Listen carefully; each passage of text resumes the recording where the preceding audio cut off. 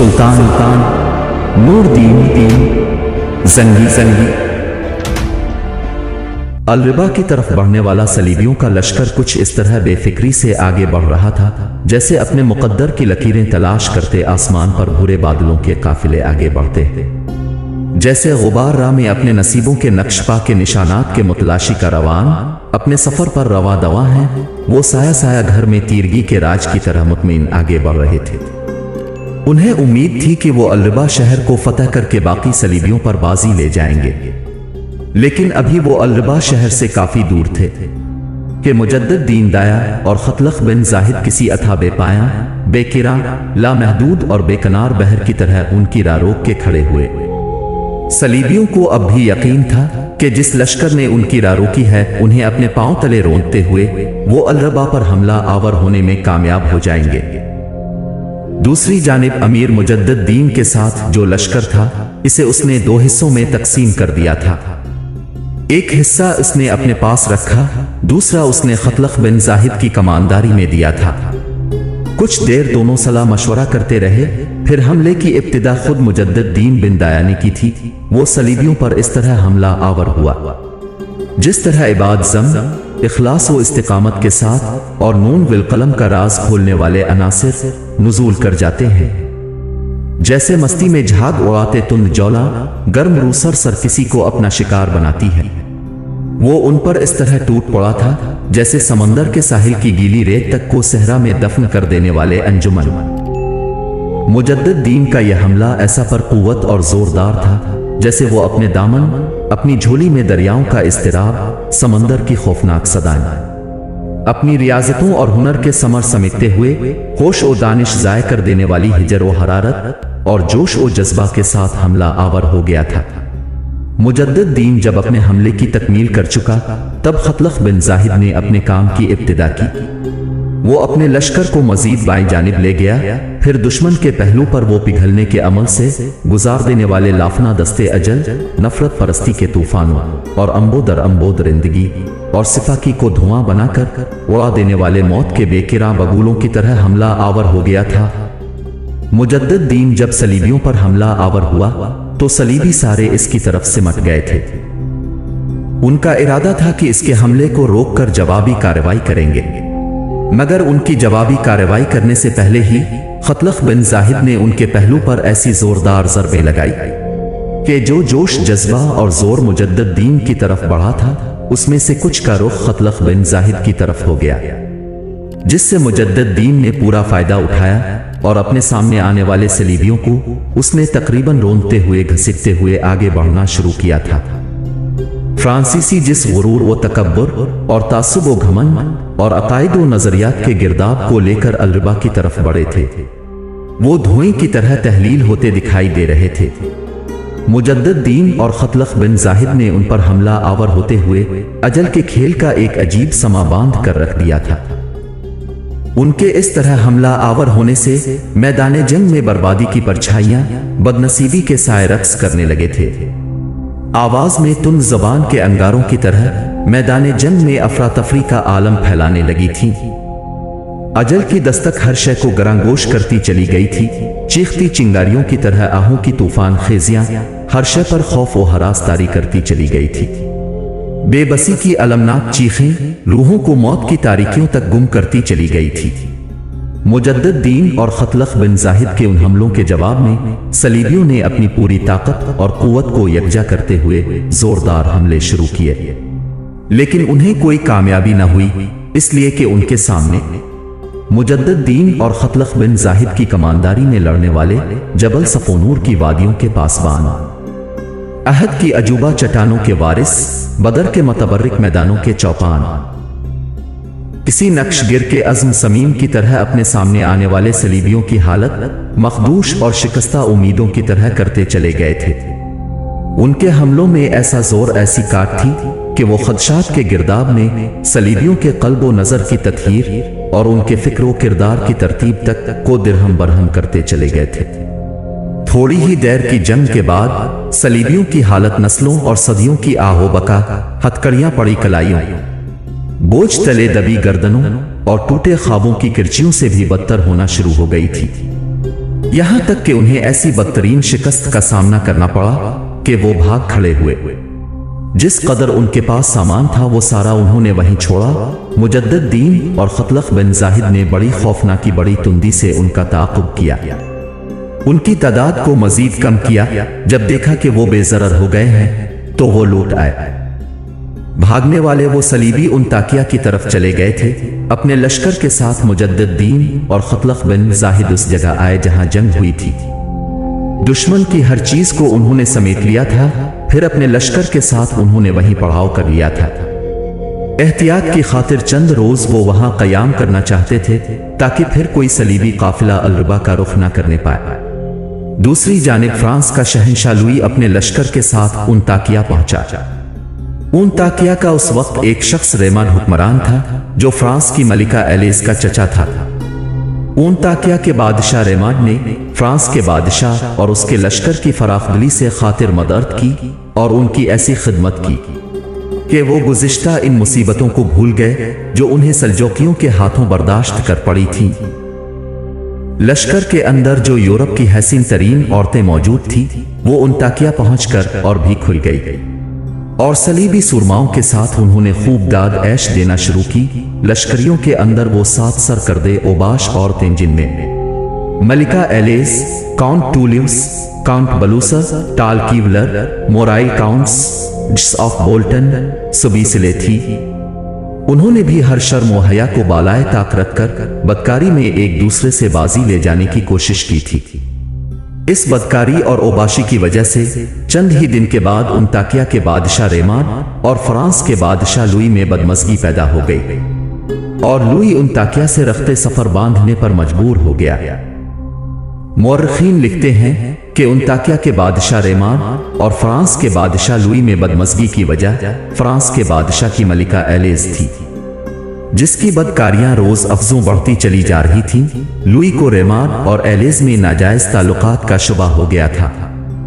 हालांकि रेमान एलिज़ का चचा था। जब उसने मलिका पर उस शुबा का इजहार किया तो वो नाराज होकर रेमान के पास चली गई और लुई से तलाक लेने की कोशिश की। लुई अपनी इस तौहीन पर बुरा फरोख्ता हो गया और उसने रात के वक्त एलिज़ को जबरन रेमान के महल से उठवा लिया और अपने लश्कर के साथ वो उन ताकिया से यरूशलेम की तरफ कूच कर गया।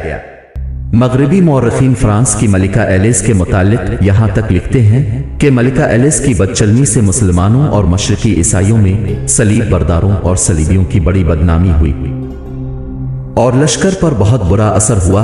वो ये भी लिखते हैं कि मलिका एलिज़ ने उन ताकिया के क़याम के दौरान सलीबी नाइटों के अलावा एक तोरुक नौजवान पर भी खास इनायत की। इस मुसलमान तोरुक को उसने बेश कीमत तहाइफ दिए और इसी की खातिर उसने एक बार फिर लुई से अपनी शादी मंसूख कराना चाही थी। बहरहाल उन बदतरीन हालात से गुजरते हुए लुई अपने लश्कर के साथ यरूशलेम पहुंच गया था। दूसरी जानिब जर्मनी के बादशाह कानरूड को जब खबर हुई कि लुई यरूशलेम पहुंच गया है तो उसने समंदर के रास्ते कुस्तुनतुनिया से यरूशलेम का रुख किया। यूरोप की उन 2 ताकतवर हुकूमतों के इकट्ठा हो जाने से नसरानियों में मसरत की एक लहर दौड़ गई। दोनों बादशाह जब यरूशलेम में इकट्ठे हुए तो दोनों ने मिलकर अपनी गुज़िश्ता कोताहियों पर तौबा इस्तिग़फ़ार की और मुसलमानों के खिलाफ मुत्तहिद होकर जंग करने का अहद किया। यरूशलेम का बादशाह इन दिनों बाल्डोन था, जो पहली सलीबी जंग के नसरानी सरदार गॉडफ्रे का छोटा भाई था। यूं जर्मनी और फ्रांस के बादशाह ने यरूशलेम के बादशाह बाल्डोन के साथ मिलकर अपने लश्करियों को उस्तवार करने के साथ साथ उनकी तरबियत का काम शुरू कर दिया और इरादा कर लिया कि तीनों कुव्वतें मुत्तहिद होकर मुसलमानों के खिलाफ हरकत में आएंगी और सबसे पहले दमिश्क पर हमला किया जाएगा और दमिश्क पर कब्जा करने के बाद आसपास के मुसलमान शहरों और इलाकों को अपना हदफ बनाया जाएगा। सुल्तान नूरुद्दीन जंगी हलब शहर में एक रोज अपने कस्र में बैठा हुआ था। इसके दाएं बाएं इसके दोनों छोटे भाई कुतुबुद्दीन और नुसरतद्दीन जगह संभाले हुए थे, जबकि दाएं जानिब जो लोग बैठे हुए थे इनमें अमीर असाकिर असदुद्दीन शेर को, इसके अलावा दूसरे सालारों में से उसामा बिन मुर्शिद, फखरुद्दीन मसूद बिन अली, अजीजुद्दीन जिरोलुक अरसलान, नजमदीन और दूसरे सालार बैठे हुए थे, जबकि दूसरी जानिब قاضی عبدالواحد بن بلال، قاضی کمال الدین شازوری، طبیب ابو مجد اور طبیب رشید الدین، طبیب کمال الدین، طبیب شمس الدین، طبیب مہذب الدین، امام عبداللہ ابن عساکر، کاتب اماد اور امام قطب الدین نیشا پوری بیٹھے ہوئے تھے۔ ان کے علاوہ سلطنت کے دیگر عمائدین بھی اپنے منصب کے مطابق اپنی جگہ سنبھالے ہوئے تھے۔ سلطان خاموش تھا، شاید اس کے سامنے کسی کو پیش کیا جانے والا تھا۔ سلطان نور الدین انتہائی موزوں اندام اور خوش چہرہ تھا، رنگ سرخ و سفید، آنکھیں بڑی بڑی سیاہ گہری تھی، سر بڑا، چہرہ کتابی اور پیشانی کے شدید تھی۔ قد کاٹ میں سلطان خوب لمبا تھا اور جسم بھرا ہوا تھا، داڑھی کے بال کم تھے۔ اس کی آنکھوں سے عقل و فراست دانشمندی نمایاں تھی، چہرہ باروب ہونے کے ساتھ ساتھ آنکھوں سے ایک ہیبت ٹپکتی تھی۔ تھوڑی دیر بعد ایک چوبدار ایک شخص کو لے کر سلطان کے پاس حاضر ہوا۔ سلطان اسے مخاطب کر کے کچھ کہنا ہی چاہتا تھا کہ آنے والا شخص جو الربا کی طرف سے مجدد دین کا بھیجا ہوا تھا، اس نے قونیا کے سلطان کے ہاتھوں جرمین اور فرانسیسیوں کا بدترین نقصان، پھر الربا سے دور صلیبیوں کے ایک لشکر کی مجدد دین اور خطلق کے ہاتھوں بدترین شکست، اور پھر فرانسیسی اور جرمن صلیبیوں کے انطاکیہ اور یروشلم کی طرف جانے کی ساری تفصیل کہہ دی تھی۔ جب تک آنے والا وہ مخبر بولتا رہا، سلطان دھیرے دھیرے مسکراتا رہا۔ سلطان کے سامنے قریب بیٹھے اسد الدین شیر کوہ کے چہرے پر بھی بڑی پرسکون مسکراہٹ تھی۔ آنے والا قاصد جب خاموش ہوا تو بڑی پرسکون آواز میں سلطان نے شیر کوہ کو مخاطب کیا۔ شیر کوہ، یہ قاصد ہمارے لیے ایک اچھی خبر لے کر آیا ہے۔ پہلی بات یہ ہے کہ اسے اچھے انعام سے نوازو، دوسری یہ کہ اسے ہی پیغام دے کر مجدد دین کی طرف بھیجو۔ اسے میری طرف سے یہ پیغام بھیجواؤ کہ اگر وہ یہ خیال کرتا ہے کہ صلیبی اب یروشلم کی طرف چلے گئے اور الربا کے آس پاس اس وقت صلیبیوں کی طرف سے کوئی خطرہ نہیں، تو وہ فوراً اپنے لشکر کو لے کر حلب آ جائے۔ تاہم الربا میں اس وقت ہمارا جو لشکر ہے اس کے سالار کو تاکید کرتا آئے کہ وہ سرحدوں تک اپنے نقیب پھیلا کر رکھے، اور جو ہی صلیبیوں کی طرف سے کوئی خطرہ محسوس کرے، نامہ بر کبوتروں کے ذریعے ہمیں اس کی اطلاع کرے۔ کبوتروں سے نامہ بر کا کام لینا وہ عہد اسلامی میں عباسی اور سلجوقی سلطانوں کے ادوار میں محدود پیمانے پر شروع ہو چکا تھا، لیکن سلطان نور الدین پہلا مسلمان فرما روا ہے جس نے نامہ بر کبوتروں سے نہایت وسیع پیمانے پر کام لیا۔ نامہ بر کبوتروں کے ذریعے مراسلت کا آغاز کب ہوا، اس کے متعلق مختلف روایتیں ہیں۔ بعض مورخین کا بیان ہے کہ اس سے پہلے قدیم مصر میں کبوتروں کے ذریعے مراسلت کا طریقہ ایجاد ہوا۔ کچھ دوسرے مورخین کا خیال ہے کہ کبوتروں کے ذریعے پیغام رسانی کا سہرا قدیم یونانیوں اور رومیوں کے سر ہے۔ اس مقصد کے لیے کبوتروں کو خاص طور پر سدھایا جاتا تھا اور پھر ضرورت کے وقت کسی سدھائے ہوئے کبوتر کے غلے میں خط لکھ کر باندھ دیا جاتا تھا اور اسے منزل مقصود کی طرف اڑا دیا جاتا تھا۔ انہی نامہ بر کبوتروں کے ذریعے سلطان نور الدین زنگی نے یورپی حملہ آوروں کے حملے کا نہایت مؤثر طریقے سے سدباب کیا۔ کبوتروں سے کام لینے کے لیے سلطان نور الدین نے اپنی وسیع قلمروں میں جا بجا چوکیاں قائم کی اور ہر ایک چوکی پر وقائے نویس مقرر کیے جو نواحی علاقوں کی خبریں سلطان کو پہنچانے کے ذمہ دار تھے۔ ان چوکیوں سے متصل اونچے اونچے مینار تعمیر کیے گئے تاکہ نامہ بر کبوتر چوکی شناخت کر کے ان میناروں پر اتر سکیں۔ سلطان نور الدین کے حکم سے کبوتروں کے ذریعے خبر رسانی کا طریقہ یہ تھا کہ خبر نویس کسی اہم اور فوری واقعے کی اطلاع ورق الطائر پر قلم بند کرتا تھا۔ ورق الطائر ایک خاص قسم کا کاغذ تھا جو پانی میں بھیگ کر خراب نہ ہوتا تھا۔ اس کاغذ پر خبریں نہایت اختصار کے ساتھ قلم بند کی جاتی تھی اور اس میں کوئی حاشیہ نہیں چھوڑا جاتا تھا۔ تحریر کے آغاز میں بسم اللہ لکھنے کی بجائے اس کے ہندسوں کا لفظ استعمال کیا جاتا تھا۔ مکتوب الیہ کے لیے کسی قسم کے القاب اور تعریفی جملے نہ لکھے جاتے تھے، البتہ خط کے آخر میں حسبنا اللہ و نعم الوکیل لکھ دیا جاتا تھا۔